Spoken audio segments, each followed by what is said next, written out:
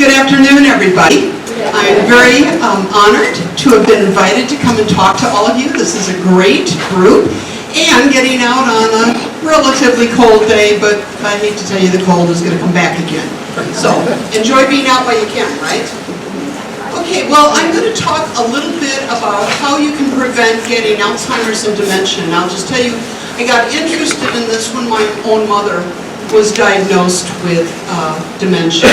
And decades ago, my grandfather had senility, which of course now we know probably really was dementia.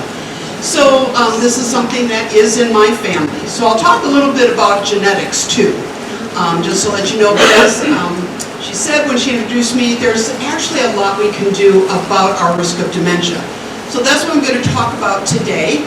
And okay, so anyway, let's just talk about what basically kills us, right? We're all getting to that age where it's like, yeah, I'm starting to worry about that. Well, if we look at the things that do cause death, Alzheimer's disease is one of the things that we can actually die of. A lot of people think you only die with Alzheimer's or dementia. No, believe it or not, it can actually directly kill you. So we're not just trying to stop people from having cognitive problems, but I also want people to live long and healthy lives. And let me just tell you, we here in the United States, for reasons which I never have fully understood, we count Alzheimer's disease, but we don't count the other 30% of other types of dementia. Now in England they do, they lump them all together, and if we did that here, I think our cause of death would be much higher. It'd probably be maybe 2 or 3. In the United Kingdom, dementia and Alzheimer's put together actually now is the #1 cause of death. So, and now a lot of the European countries are starting to go right behind them, and it's even starting to go up in the less developed countries. So here in Iowa, it's #5 of Alzheimer's alone. If we added the other dementias, like I said, it would go up. But just Alzheimer's is a type of dementia. It's about 70% of all the dementias that we have here in the United States and in Iowa. Some of these dementias, how can I put it, may be based on things that cannot be prevented, but we certainly know Alzheimer's and most of the other dementias do respond well to lowering our risk. Now, if we look at what's been happening over the past couple decades, it's a little bit hard to see, but this is Alzheimer's right here, and it's just going up. It is skyrocketing. Now people say, well, really? Is it really going up that high? Well, I actually think a couple things are happening here. One, we've gotten better at diagnosing it. Like I said, when my grandfather had it 25, 30 years ago, they just said, oh, he's getting senile, and they just sort of shrugged. Today, he would be diagnosed with dementia. So the diagnosis is going up. But the other thing that's happening, which is sort of a good thing, is we're living longer. As we live longer, we have more time to get some of these diseases. So that's part of it too. But the bottom line is dementia is not a normal part of aging, any more than heart disease or strokes are a normal part of aging. It is basically a part of something that, indeed, the risk does go up as we get older, but it's not normal. And what that means is there are things we can do to reduce our risk, just like there's things that I'm sure probably all of you think about doing to reduce your risk of having heart disease or getting a stroke, right? Okay, so there's things we can do. Next thing I'm going to do is just talk about a few definitions. So when I use these words, you're going to understand what I'm talking about. When we talk about cognitive impairment, usually we're talking about a progressive condition where a person has trouble remembering, learning new things, concentrating, and making decisions about their everyday life. Now, we used to think this was always progressive, and now we know it's not. And at the end, I'm hopefully going to talk a little bit about a pilot program we're doing here in Des Moines to try to reverse some of these issues people have, such as trouble remembering, etc. Now, there's different levels of severity.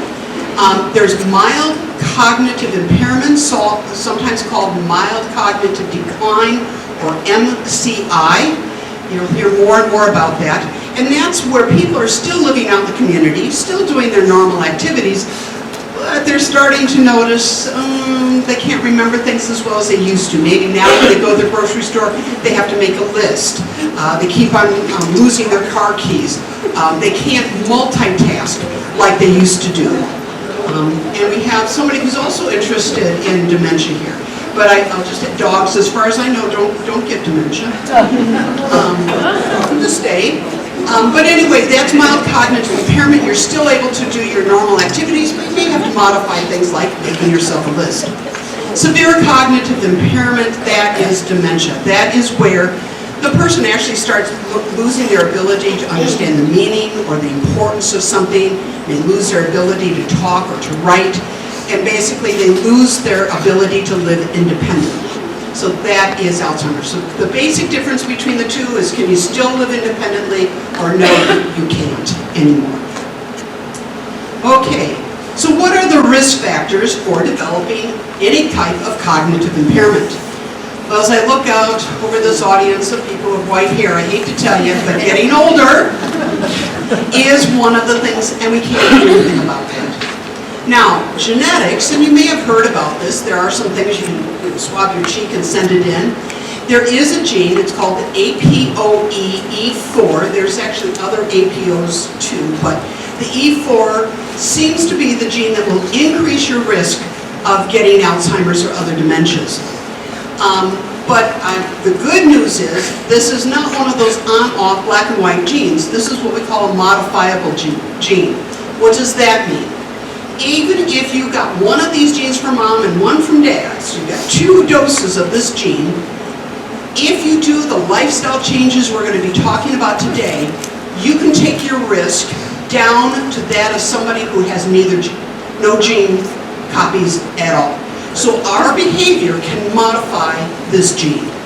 Some other things is diabetes, but that is poorly controlled diabetes. If it's under good control, don't have to worry about it. Smoking, I'll just say, if any of you still smoke, please stop. It is one of the worst things you can do for your brain and your body. Poor diet, and we'll talk more about that. If you have high blood pressure that is not under control, you need to get it under control. Cholesterol that's not under control. And we'll talk a little bit about physical exercise and mental stimulation. Now, some of you may think, oh well, I don't know that I really need to worry about this, because haven't I heard in the news that they're coming up with drugs for this?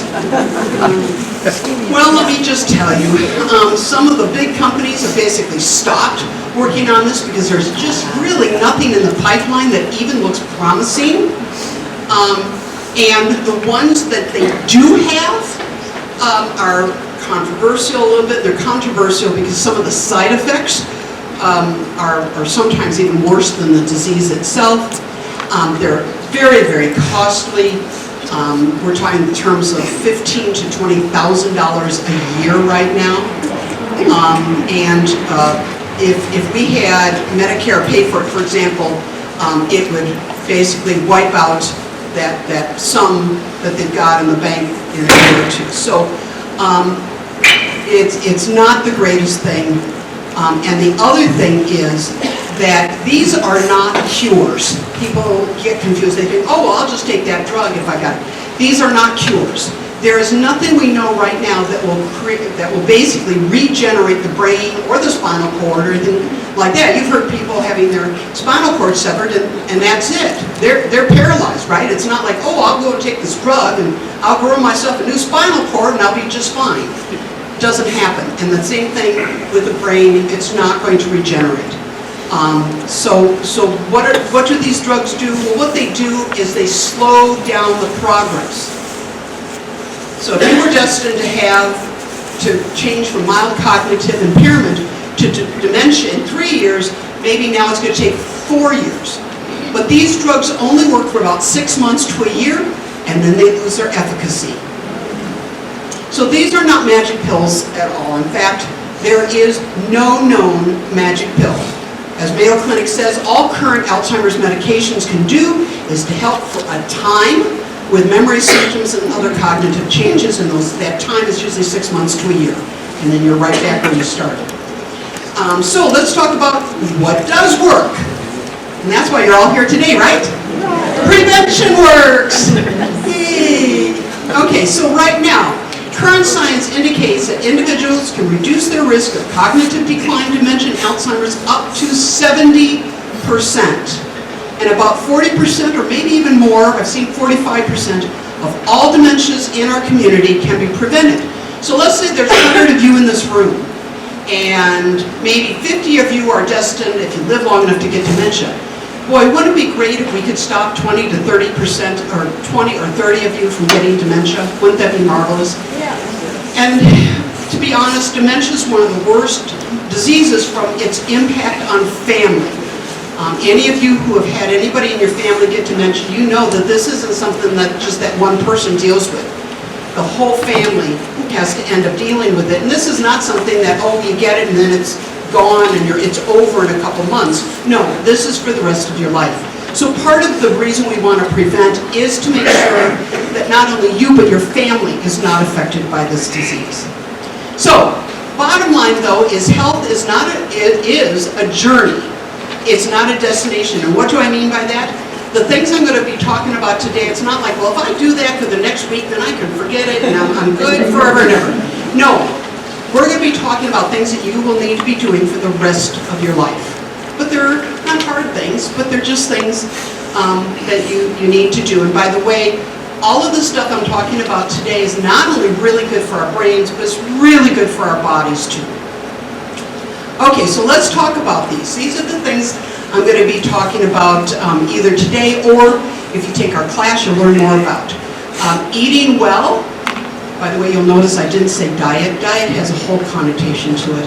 We want people to eat well and enjoy eating well. So we don't tell you, oh, you cannot ever, for the rest of your life, ever have this food again. No, that's not what we do. Then we encourage people to get moving. Again, we're not saying exercise. Most people, when you say, oh, you got to go exercise, they have this vision of putting black spandex pants on, right, going to the gym, and sweating for an hour. We're going to talk about this. You don't have to do that. We're going to talk about staying sharp, being social, sleeping enough, addressing chronic diseases, reducing stress, hearing well, avoiding bad medications. Now, I'm not going to talk about the medications as much today, mainly just because it's a complicated topic, but I'm going to just tell you a story. We had a husband and wife take our class. And one of the things that if you take our class is you sit down with a geriatric pharmacist and talks about all the medications that have been prescribed, all the medications you buy over the counter, all the supplements, vitamins, etc. you're on. And this husband and wife, and by the way, they were taking the class because the wife had noticed the husband was really starting to struggle with conversations, keeping the train of thought, etc. And she was actually starting to look at some type of long-term care to put him in because she was getting to the point she could not take care of him at home. Well, the pharmacist found out that he was taking ibuprofen PM every night. PM basically means diphenhydramine or Benadryl is in that medication. Benadryl is one of the most potent anticholinergic drugs we have in our whole repertoire, prescription or non-prescription. They were, of course, buying it over the counter. But guess what anticholinergic drugs do? They stop choline from working. Guess what choline does? It helps us think, helps us keep memories going, helps us deal with everyday things. He was basically taking a drug to stop his brain every single night and had been taking that for a decade. The pharmacist said, stop that immediately. He was taking it for helping him sleep. He stopped it. 2 weeks later, I saw the wife at one of our pole walking classes, and she goes, my husband's back, he can hold conversations, I'm no longer looking for a permanent place to put him. And that was just because of one drug. So anyway, avoiding bad medication is incredibly important. Okay, so let's talk a little bit about each one of these topics. We want people to eat well. What we recommend is something called a MIND diet. And by the way, every time I talk about the MIND diet, I can see these scientists sitting around a table saying, okay guys, we gotta have it spell out M-I-N-D, mind. And so what they came up with, I just love it, the Mediterranean Intervention for Neurodegenerative Delay. So, but the bottom line is this is a Mediterranean diet, and you've all heard about the Mediterranean diet, probably the best diet we know of. DASH diet may not be something you're as familiar with. It's been used in medicine for 30 or 40 years. It's basically a diet to help people control hypertension or high blood pressure.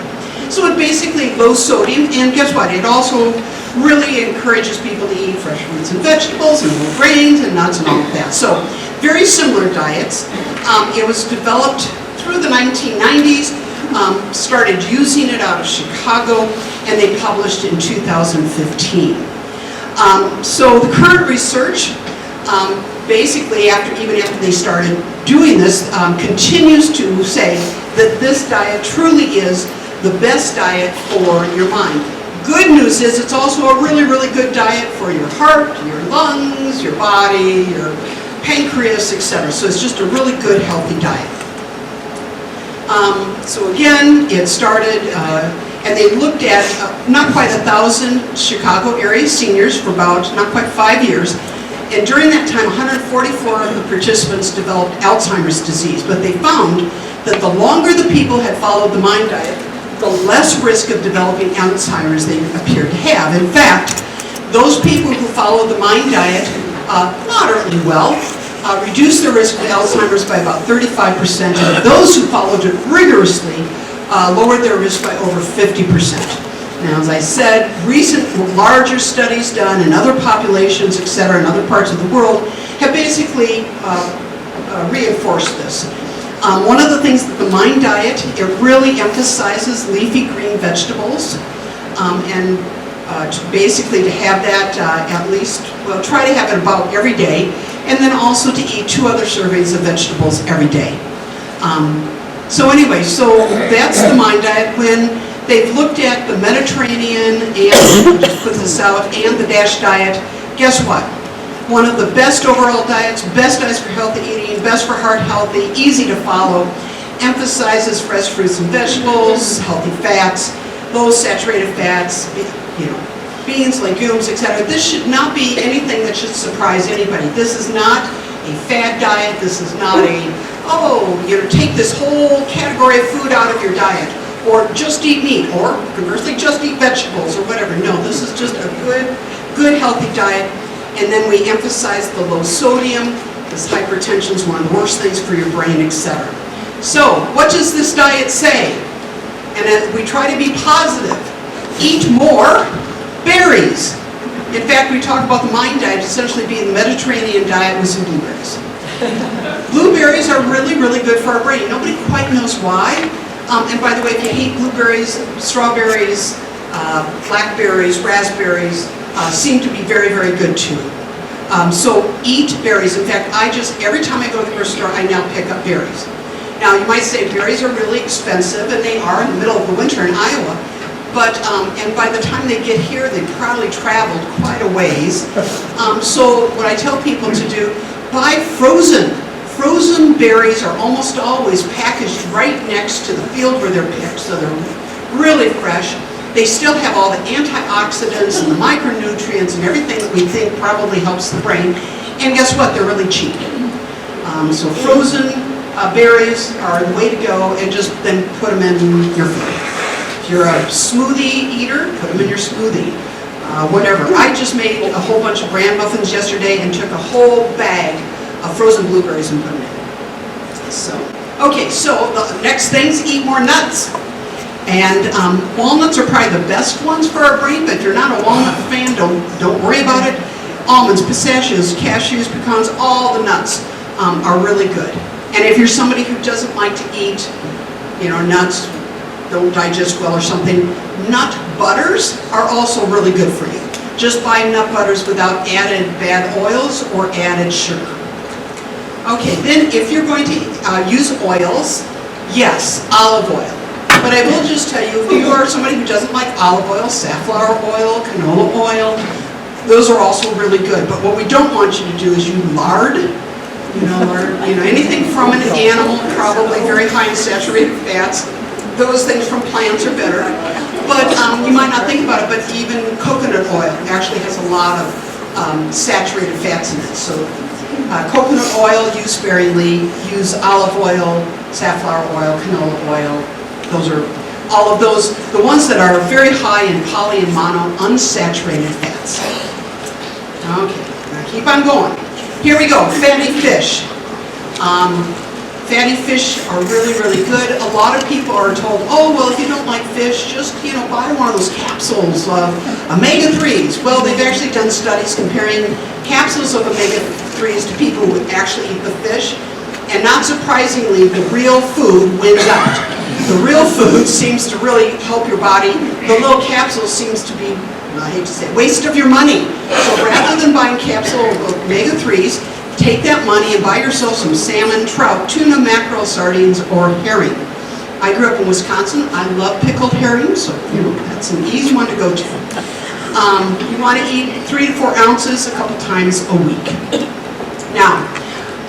Now we don't tell people you cannot eat these foods, but we do recommend you eat less of these things. Butter and margarine, cheese, red meat, fried foods, fast foods, pastries and sweets, and then of course less sodium.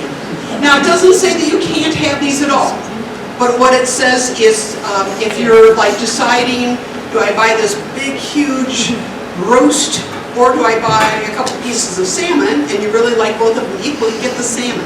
So it's more just make more healthy choices. If you like red meat, that's fine. Just don't eat a lot of it. It has a lot of unsaturated fats in it, etc. If you really like it, use it as a flavoring. Sort of like in Asian foods, you slice up the meat and stir fry it with a lot of vegetables and you put it over brown rice.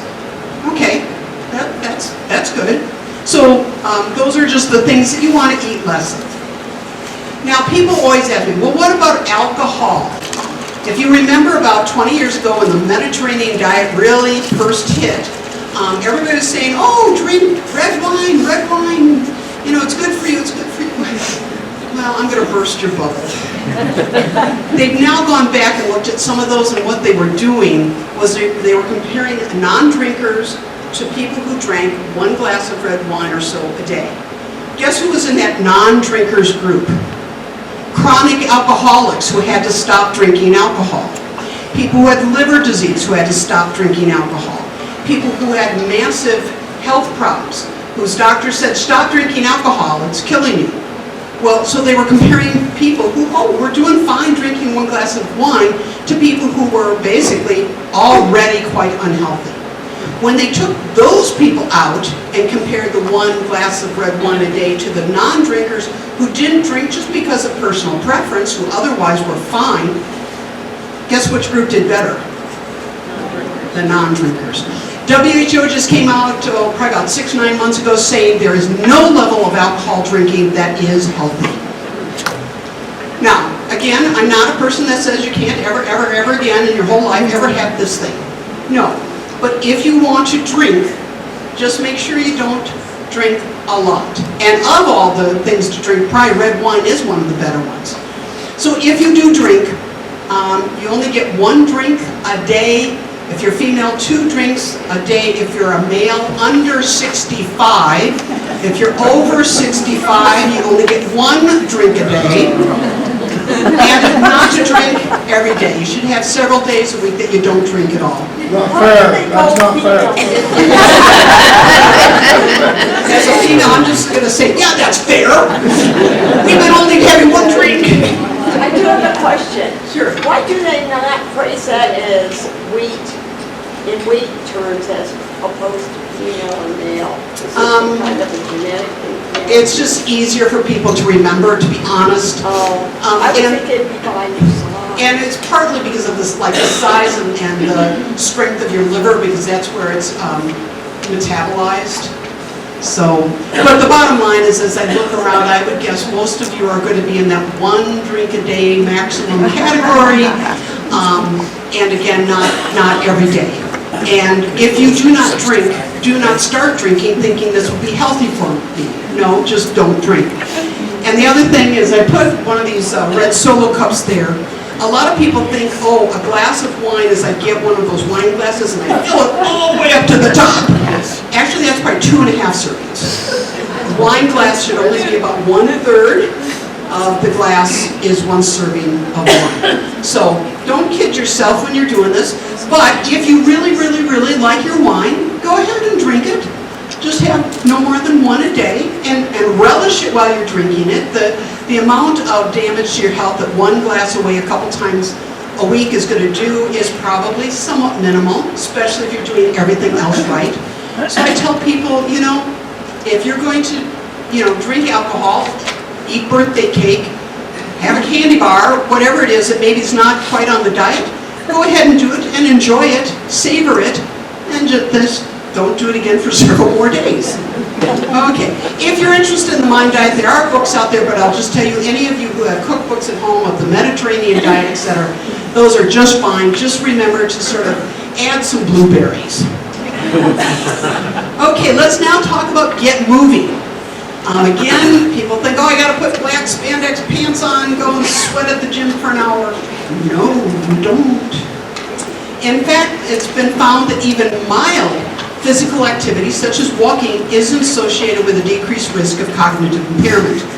Now, that move-in needs to be regular, and what that means is you don't get to sit on your couch for 6 days a week and then go out for 5 hours on Saturday and think that you're doing good. No, you really need to do it regularly, and it should tend towards more vigorous. And what do I mean by that? You need to be moving at a fast enough pace that your heart rate goes up, your breathing rate goes up. Now, it doesn't mean that you have to be sweating and to the point where you're gasping for breath. No, you don't have to do that. But you need to notice, my heart rate's going up, my breath rate is going up. And you don't need to do a lot. Some scientific studies have shown that even 2,500 steps a day will decrease your risk of dementia. That's a little bit over a mile for most of us. Now, if you have really long legs, maybe that's a mile and a half, but most of it, that's going to be a little bit over a mile. And to be honest, you all walked out to your cars, got here, walked in here, walked around, I bet most of you have had at least 1,000, maybe 1,500 already today. So, everybody's looking at their Fitbits right now. Ooh, I'm at 3,600 already.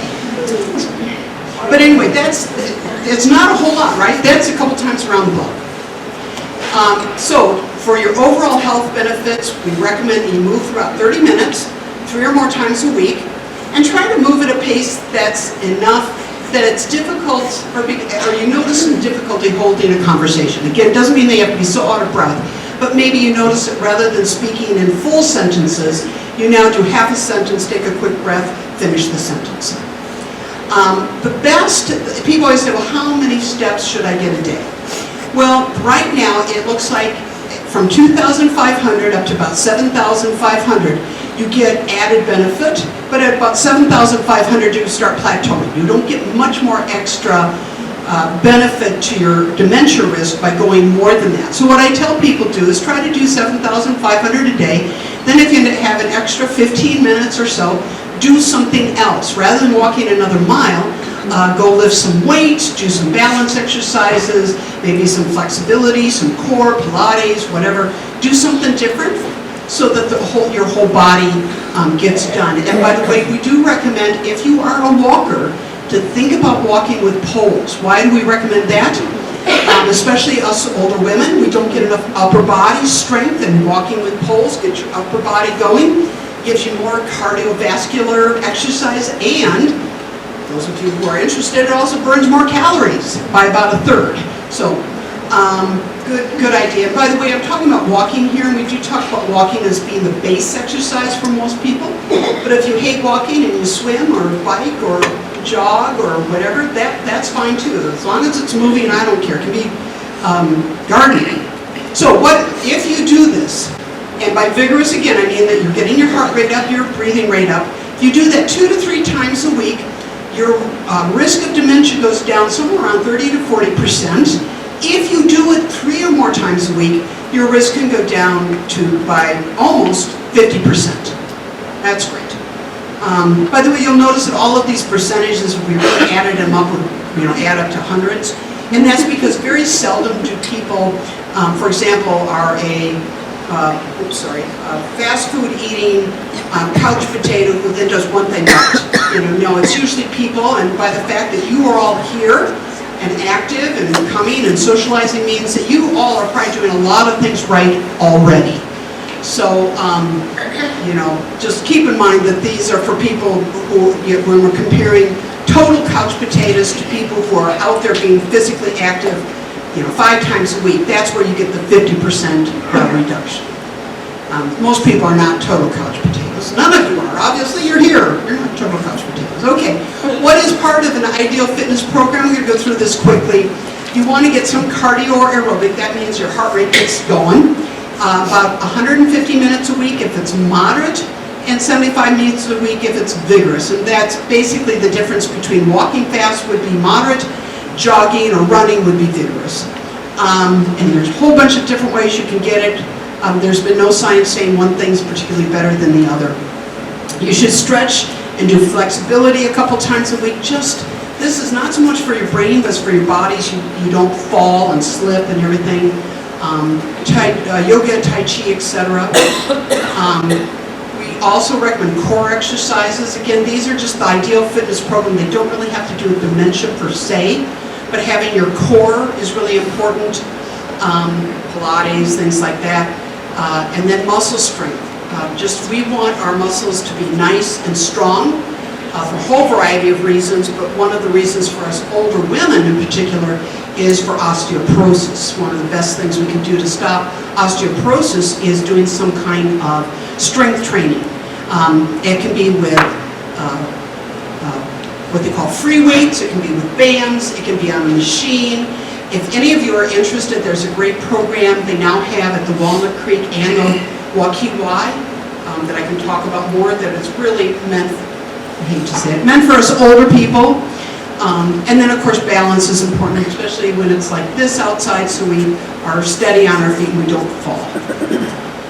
By the way, dancing is one of the best things you can do for your body because it combines movement with having to learn something. You're having to learn the dance steps.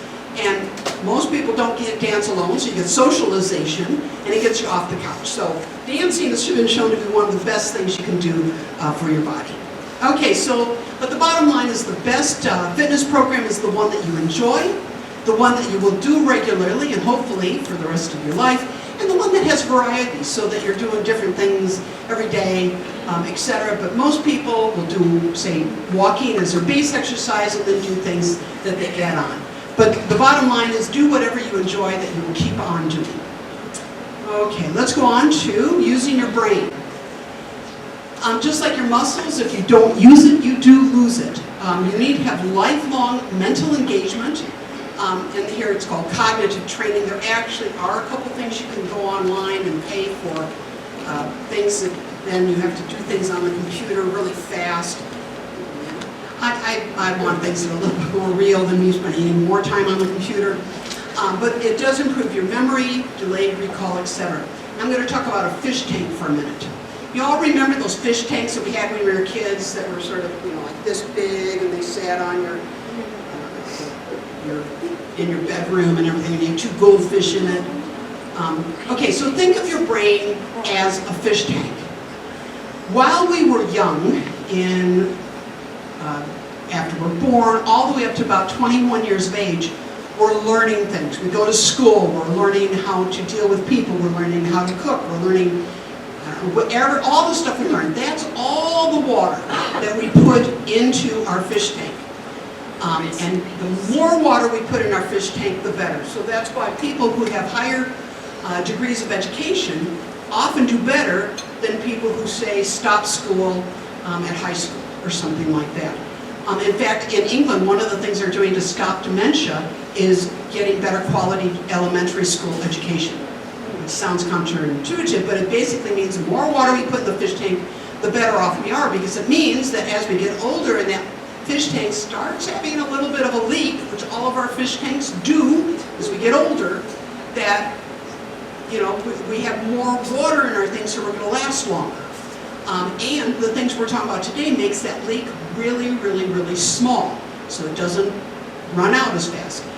By staying sharp, we can actually put more water into our fish tank.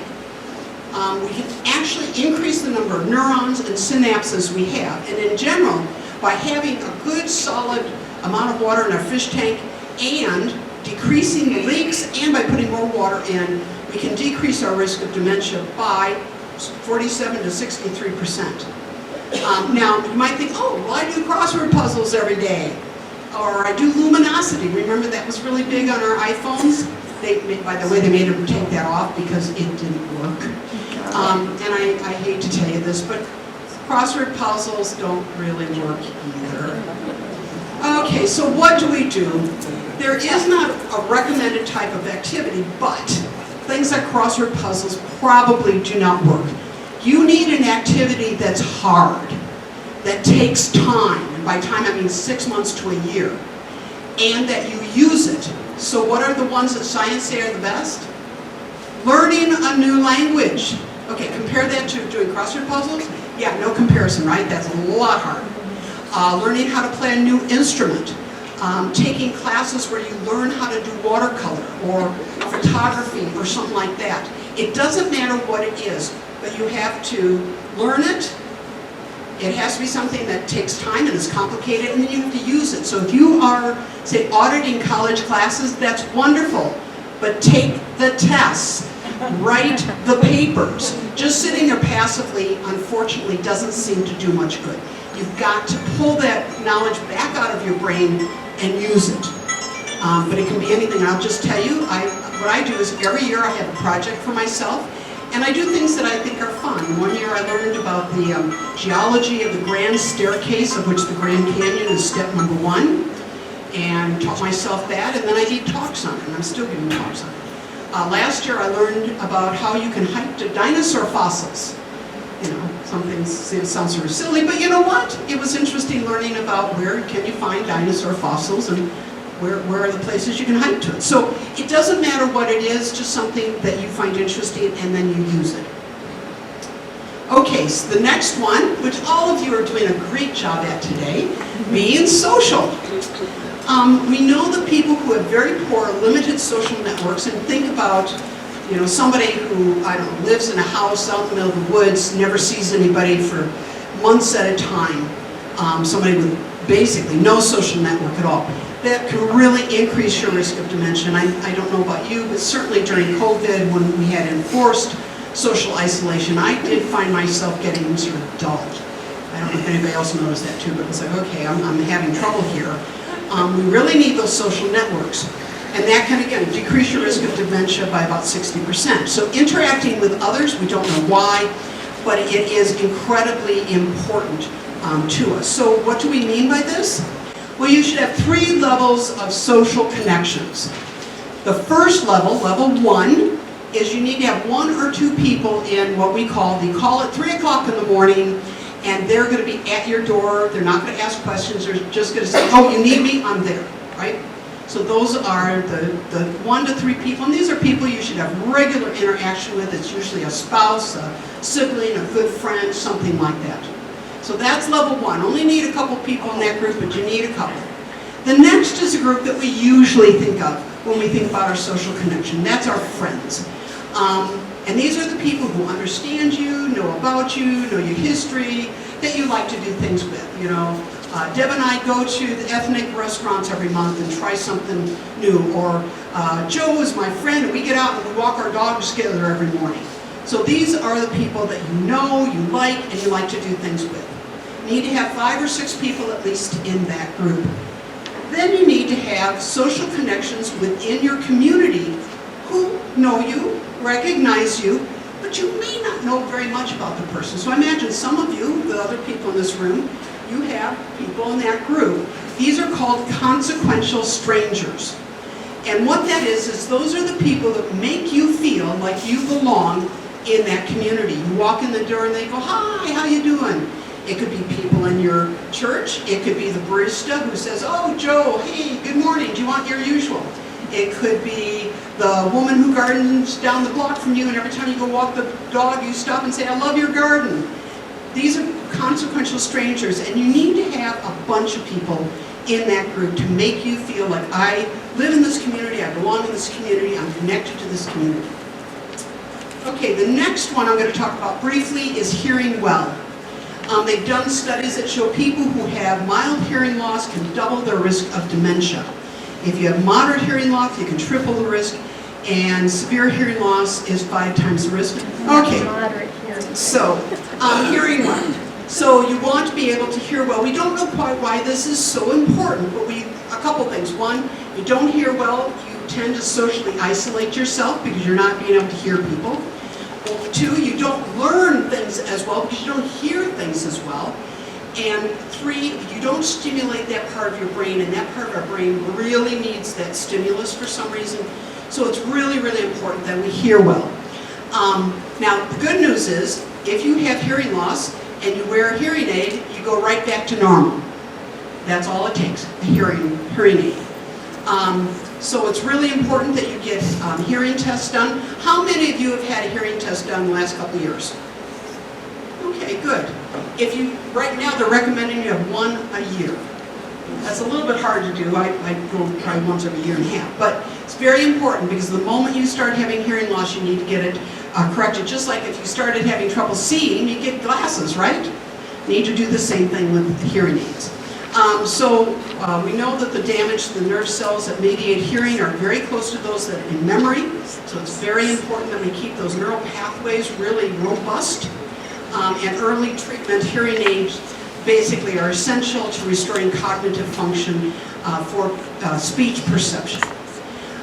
Lancet, which did a huge study, and I'll give you that reference at the end, they found that hearing loss was the cause of about 9% of all people in their communities getting dementia. So this is a community risk. So if you had 100 people in your community and all 100 got dementia, 9 of those people got it because they couldn't hear well. They call it the single most easily preventable dementia risk.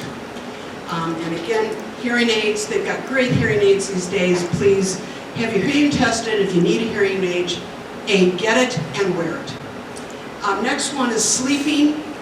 Sleeping is the single most effective thing we can do to reset our bodies and our brains and increase our healthy lifespan.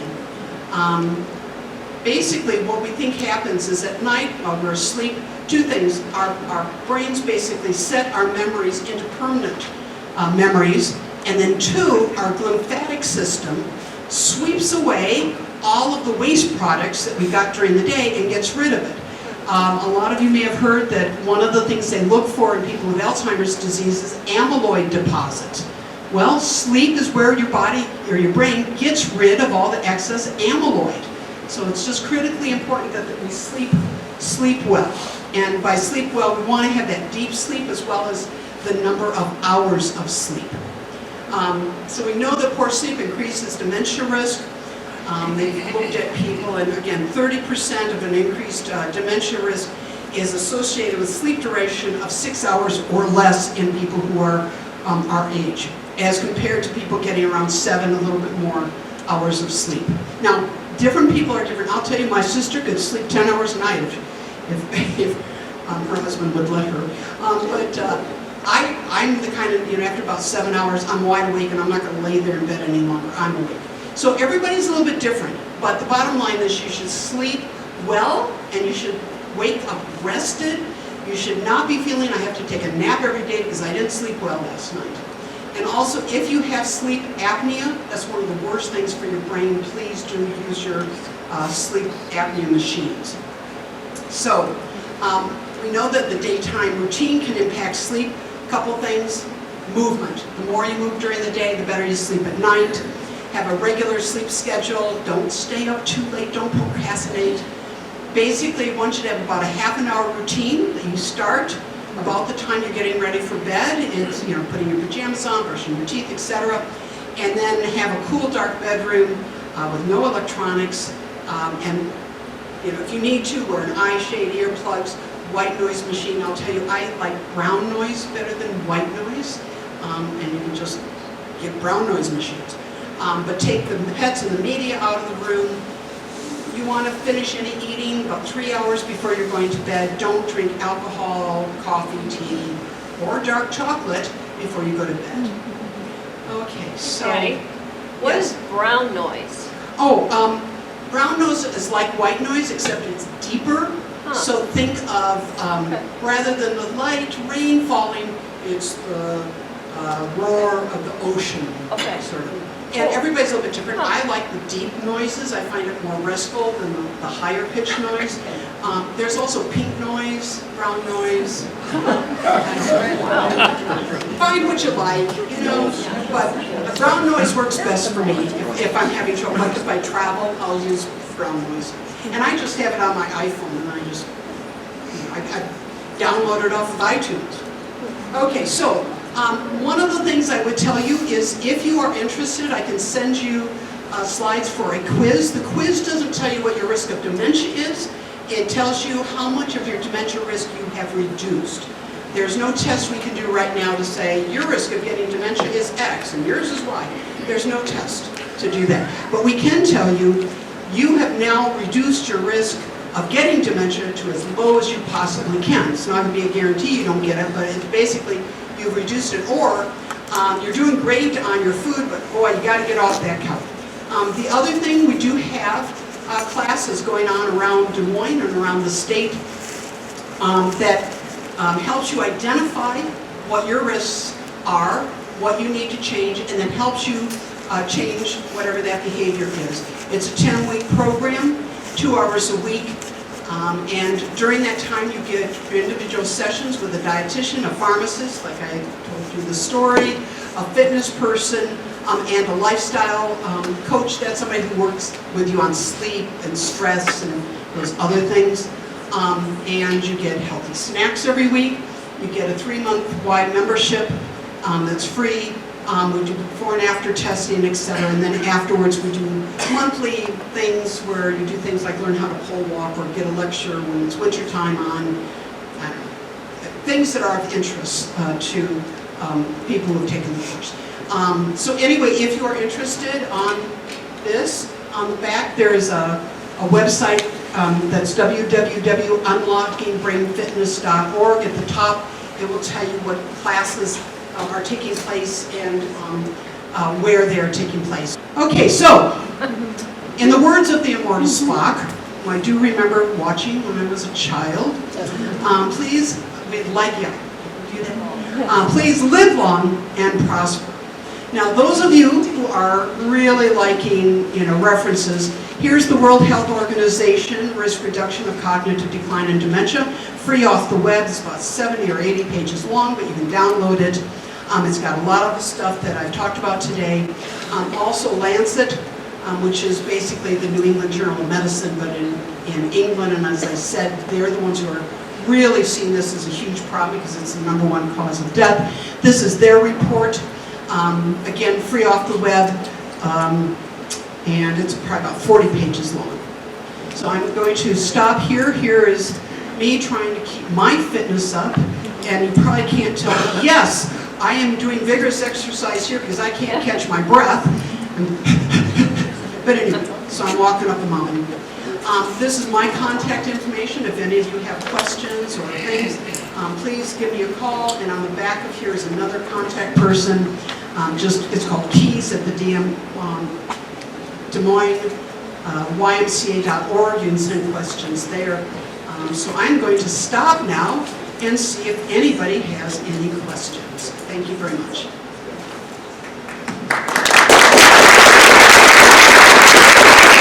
So hopefully people have questions. Now repeat the question.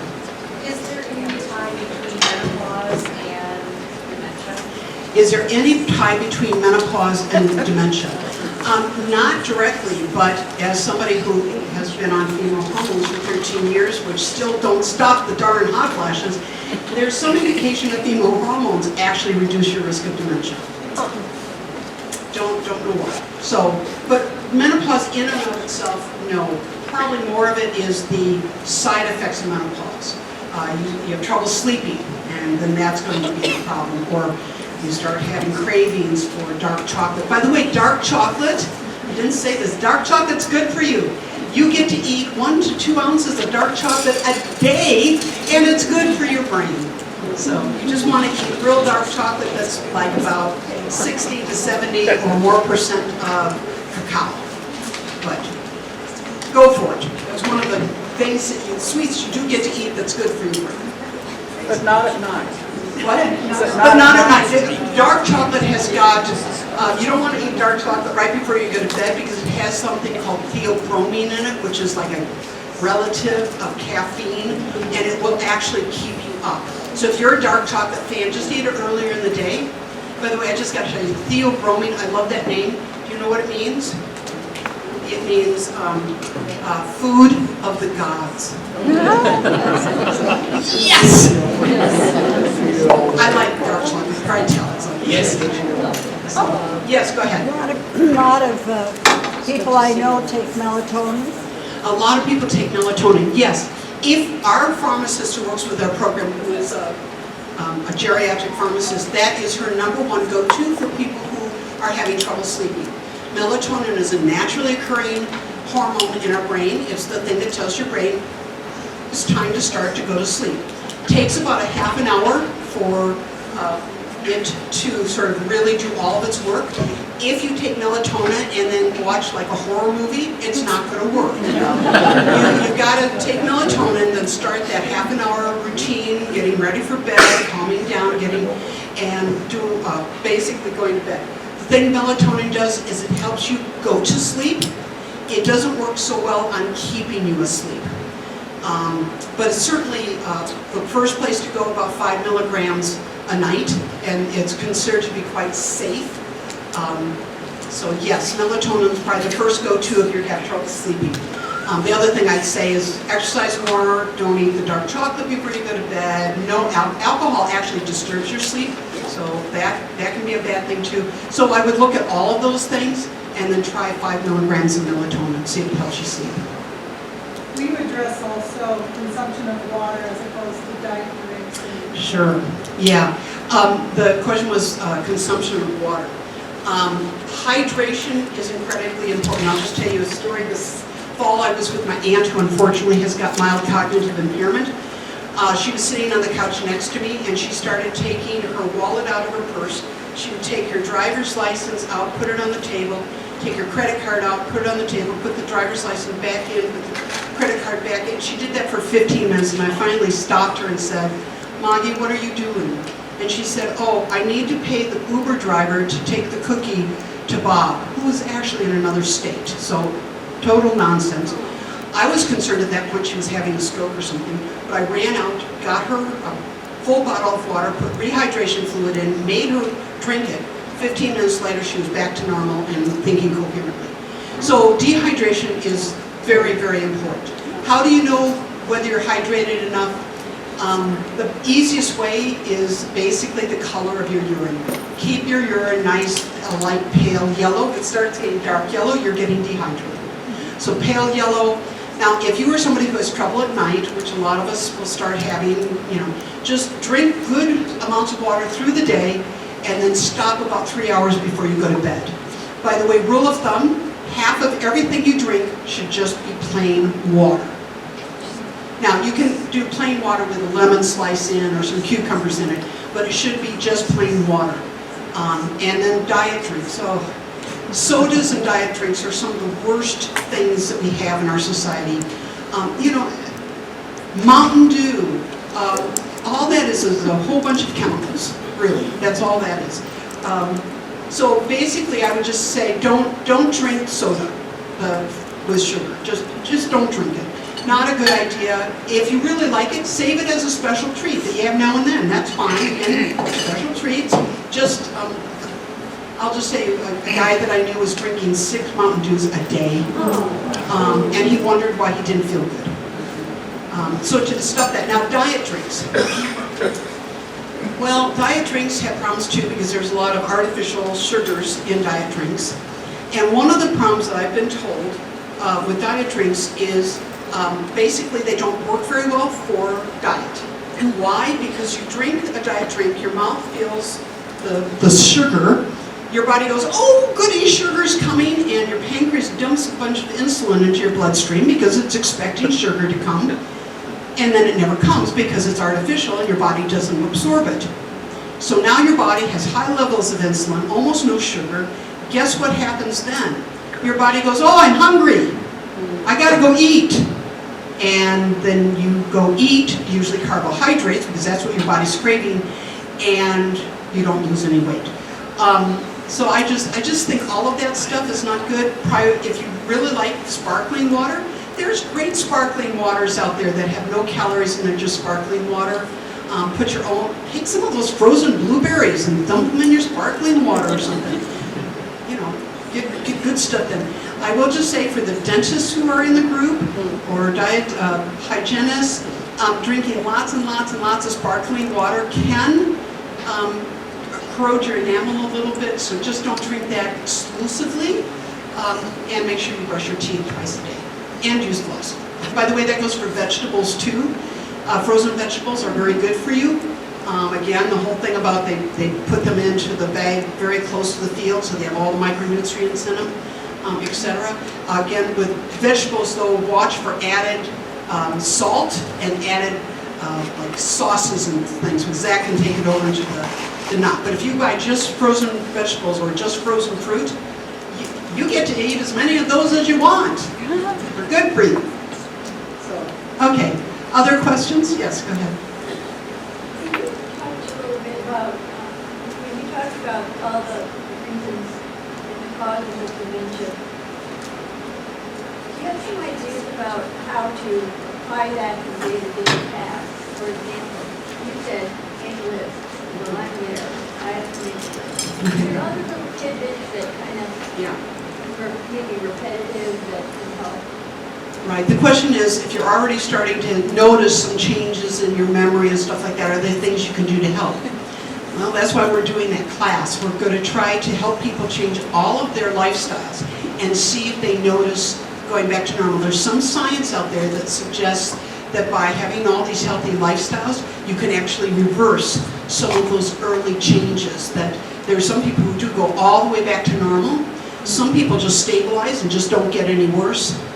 And unfortunately, there are some people who will just get worse. But we're trying to find out what are the best things we can do for people to help them do. And we're also going to teach what are called compensation behaviors, which are things like making lists, having a hook by your door so you put your car keys there every time you walk in so you're not losing it. Things like that. So how to compensate for some of the things you've lost. So that's, it can be very complicated. We're not all sure that it works, but if you're starting to have symptoms and interested in that, come up and talk to me afterwards, because we are going to try to see if we can get some of that stuff reversed in the people showing those early symptoms. Yes. I've read something about how they can determine onset possibly by the way your speech pattern is. What exactly is that all about? The question is, there's some stories that are coming out in the news saying, here's a way of sort of diagnosing that you're starting to have cognitive impairment early. And I've seen a bunch. The way people talk, I've seen, I'm trying to think some of the other ones. There's been a number. And there are actually tests too. In the class we're starting next week, we're going to do some of the, what they call biomarkers, which is looking at some biological markers to see how good they are at predicting some of these things. But I don't know of anything right now that anybody says works really well, unfortunately. I think it's coming. We're really starting to do some great studies in science and everything. But, and people by the sort of corollary, people say, well, should I go buy one of those genetic test kit things where you swab and I send my thing on to see if I've got the gene? And I tell people, in general, no. We want people to do these lifestyle changes, not just for their brain, but for their bodies and their life and all of that. So we recommend you just do this regardless of your genetics. But if you are somebody who, let's say you're somebody who's really motivated by finding out you've got a gene, then take the test, because maybe that'll motivate you to doing all these behaviors. But if you're somebody who would be dismotivated, in other words, if I find out I don't have the gene, then I'm not going to do any of that, then don't take the test, because we still want you to do these things. So, those kind of tests, they're not absolute. Even if you have two of those APOE4 E4 genes, doesn't mean that you are going to get it, because there's other genes that actually are beneficial, so if you have one bad and one good, it probably wipes itself out. So anyway, I don't know that right now they're good enough that I think it's worth spending a couple $100 or whatever they cost these days to find out if you've got, unless you're somebody who's motivated by it. There's somebody who would say, oh, I've got that gene for dementia, I got the gene for diabetes, I'm going to start working out now because okay, then take the test. But I don't want people then to say, oh, well, I don't have those genes, so I don't have to worry about it, and I'm going to sit on the couch and eat potato chips. Okay. Other questions? Yeah, go ahead. My dad died of Alzheimer's, and 30 years ago almost. Could you explain what happens to the brain in end-stage Alzheimer's that does cause death eventually? Okay, and I'll start up, the question is what happens with Alzheimer's? How does that manifest itself if you look at the brain? And I'll just say there are different kinds of dementia. You've all probably heard about the football players, traumatic brain, getting dementia. That's from direct injury to the brain itself, which can happen in cars if we fall off our bikes or we're in a car accident, or that's still damage to your brain is damage to your brain. We don't know quite what all happens in some of these diseases because, unfortunately, the only way you can really find out what's happening is you have to take the brain out of the head and put it on a microscope, which obviously you can't do until the person's dead. So some of this stuff, we don't know if it's something that happens first and then they get dementia, or they get dementia and then that happens. So part of it is the timeline is not really well known. Most of the drugs for Alzheimer's have been trying to get rid of things like the amyloid deposits or the neurofibril tangles and things like that. But we don't really know, and that's of course why too we don't have great drugs. But typically, as somebody starts going into cognitive decline, and you do like MRIs on them, so you look at a picture of the brain actually starts shrinking. The thought is, and we're pretty sure about this, is they're starting to lose neurons, and which is the cells that are in the brain, and then they start losing synapses. And those are like if you had a tree, neuron is a tree, it's the leaves and the roots that then talk to the other trees. And you start going from a real big leafy oak tree to like a real spindly little I guess Charlie Brown's Christmas tree kind of tree. You lose those things and then the brain starts shrinking. Then you also see things like amyloid deposits and all of that. So there are some tests that they can do, like MRIs, to see how robust your brain still is. But it's not an absolute. There's actually people out there whose brains are about half the size of a normal brain, who if you meet them are totally normal. So we don't understand all of this completely. What exercise do you do if you have knee issues and you really can't do, like walking a couple of miles is out of the question? No, and that comes up, and we have people who take our class who, have had knee replacements or hip replacements or whatever. Basically, there's a couple things we recommend, and by the way, in our class, you get to sit down with a fitness expert who looks at everything with you and then comes up with not only suggestions but specific classes that you might try. But the best one probably, if you really have knee problems, is something in the water. Water aerobics or something along those lines, or there's even treadmills in water in some of the places around town. So that's probably the best because it basically takes all the weight off the knees, but you still get the movement. If it's not too bad, bicycling is another way to have taken some of the weight off the knees and the feet and the hips.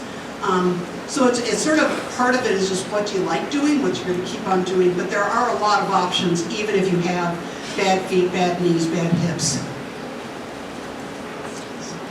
Don't let it stop you, it's not an excuse. So I see somebody, I guess we got, I'll stick around even after we get done here if anybody's got